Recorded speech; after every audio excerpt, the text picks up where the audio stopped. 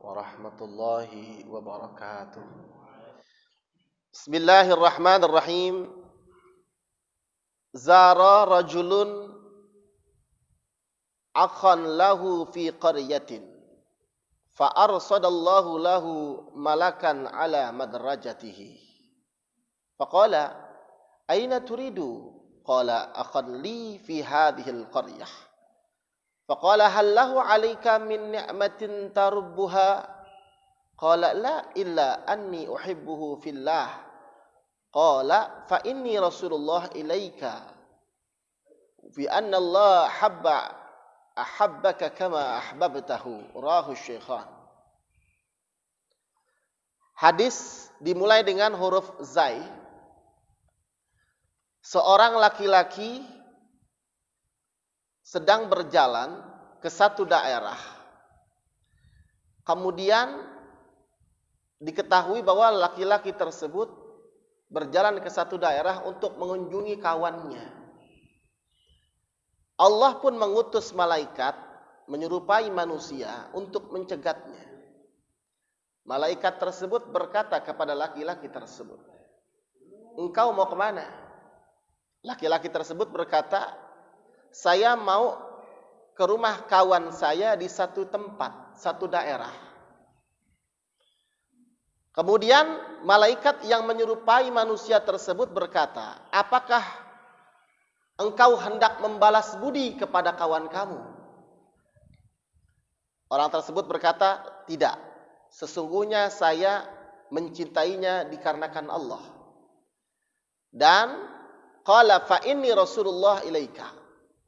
Saya diutus Allah untuk kamu dan sesungguhnya Allah mencintai kamu sebagaimana engkau mencintai saudara, mencintai daripada kawan. Artinya adalah korelasi hadis ini erat kaitannya dengan sab'atun yuzillu fi zillihi yauma la dhilla illa dhilluhu. Pernah kita terangkan bahwa 7 golongan yang diberikan naungan Allah Subhanahu wa taala di antaranya adalah seorang laki-laki berkawan dikarenakan Allah, berjumpa karena Allah, berpisah karena Allah. Rajulani tahabba fillah, ijtama alaihi wa iftaraqa alaihi. Lagi-lagi di sini kalimat rajulani maksudnya adalah 2 orang. Bukan hanya laki-laki tetapi 2 orang yang bertemu karena Allah, berpisah karena Allah. Maksudnya adalah ketika seseorang berkawan lillah dikarenakan Allah, makanya ada istilah ikhwan fillah gitu ya. Berkawan karena Allah, maka ketika dia mengunjungi daripada sahabatnya dikarenakan cintanya kepada Allah untuk mempererat silaturahmi, maka Allah pun mencintainya dengan asbab dia mencintai saudaranya.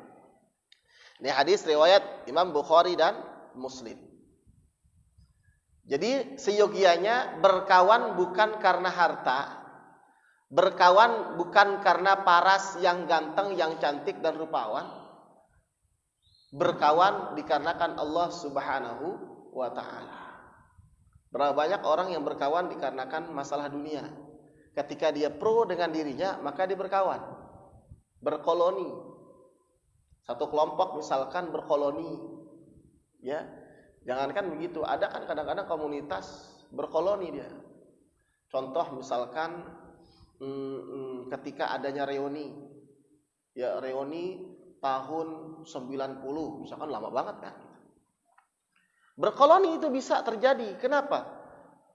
Yang sukses dia gabungin dengan yang sukses, yang nggak sukses kadang-kadang dia ini gabungin dengan yang nggak sukses.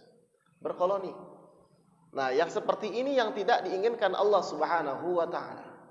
Jadi berkoloninya dikarenakan, berkelompoknya dikarenakan ada sesuatu yang berbau dunia, kepentingan dunia.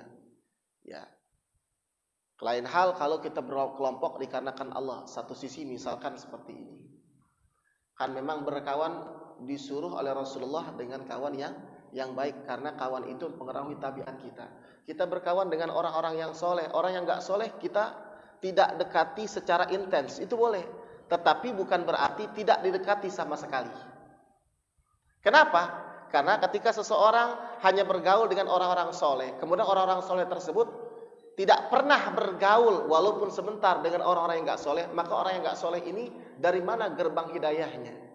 Maka gerbang hidayahnya akan diperkecil oleh Allah dikarenakan orang-orang yang soleh tidak mendekati orang tersebut. Maksud di sini adalah kalau sudah bicaranya soleh dan kurang soleh atau tidak taat kepada Allah, faktor zohiriyahnya, maka bukan berarti tidak boleh, akan tetapi agak diperjarak. Karena kawan yang tidak soleh bisa mempengaruhi aktivitas ibadah kita kepada Allah. Jadi kembali lagi, kita berkawan dikarenakan Allah. Insya Allah berpisah juga dikarenakan Allah Subhanahu wa ta'ala.